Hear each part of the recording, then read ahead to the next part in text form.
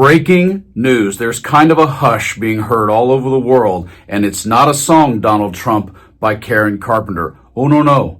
It is the loud cracking sound of a storm known as Stormy Daniels and the hush money trial that the Supreme Court couldn't even get you away from. And in this breaking story, old Donnie has a little surprise awaiting for him before his inauguration. I'm going to show you that in just a few seconds. But in terms of understanding how we got to here, just over the last few weeks, take a look and remember at what occurred en route to getting to what just happened today. Former President Donald Trump is in court today. This is video of him arriving earlier this morning. Now, for the first time in history, a U.S. president is on trial in a criminal court. Connor Hansen has more on the proceedings now underway. This will not be a quick process. It could take weeks to choose the 12 jurors who will ultimately decide if the former president broke the law. Nothing like this has ever happened before. Former President Donald Trump entering a Manhattan court, becoming the first American president to sit as a defendant in a criminal trial. People that don't necessarily follow or like Donald Trump said this is an outrage that this case was brought. Inside the courtroom, prosecutors and Trump's lawyers are working through hundreds, potentially thousands of Manhattan residents to select 12 jurors and several alternates. Potential members will first be asked if they can be fair and impartial. Those who say yes will then have to answer 42 more questions.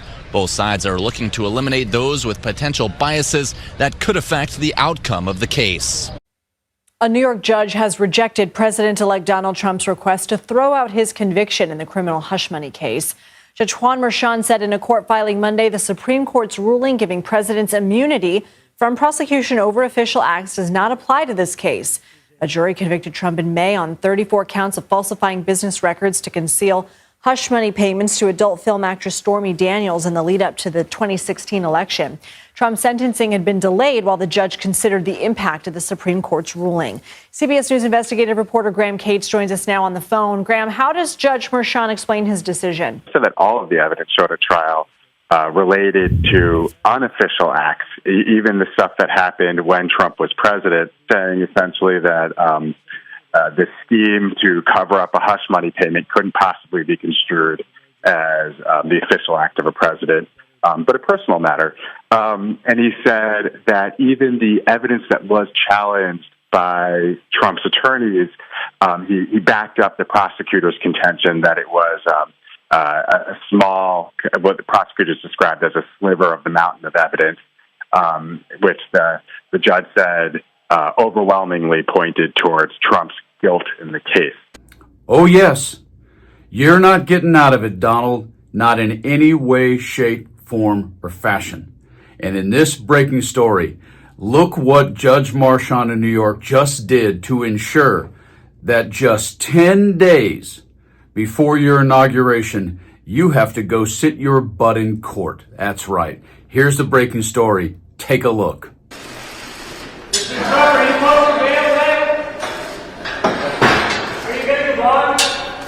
Thank you very much, everybody. You getting a bond today? This is a witch hunt. It's a hoax. Thank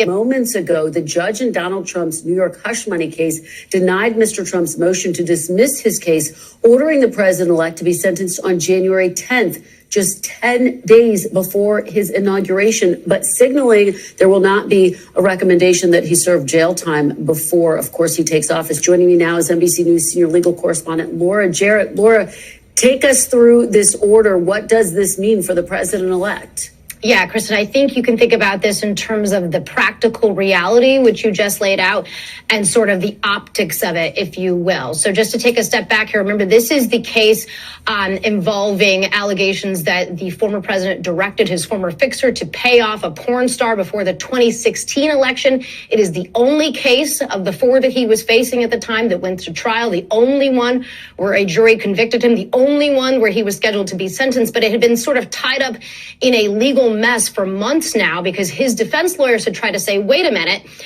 the Supreme Court said that there is some limited presidential immunity. Some of the evidence that came in at trial was problematic. So let's undo the entire conviction. Let's wipe out the whole thing. Let's get it all put to bed before Inauguration Day. The judge had been silent for several weeks now as we waited to see. And now he's just handed down this 18-page order, Kristen, essentially saying the conviction is going to stand. We think that that's the best way to sort of give credence to what the jury did, and that's the best way to serve the interests of justice. But at the same time, he says that he thinks it's his inclination not to impose any sentence of incarceration. He says he wants to give the parties a chance to make their case, to present their arguments as they were scheduled to do in a normal sentencing, but it's his inclination not to impose any jail time, essentially telling everybody, look, he wasn't going to go behind bars anyway, so I'm going to go ahead with that sentence. Now, you might say, well, what's the point of doing that if he wasn't going to get any jail time?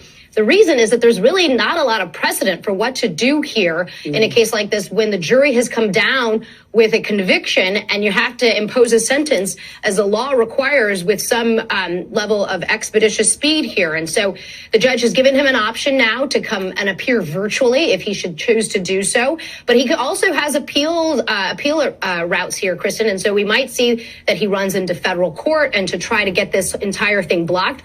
Or he might just say, look, it's clear I'm not going to have any jail time. I'm going to go for it and just get this all done, get it all wrapped so it's not hanging over me when I'm out of office in 4 years. Well, we know you will continue to track every twist and turn. Laura Jarrett, thank you for diving in front of a camera for us today on this day of big breaking news in a range of different areas. We really appreciate it.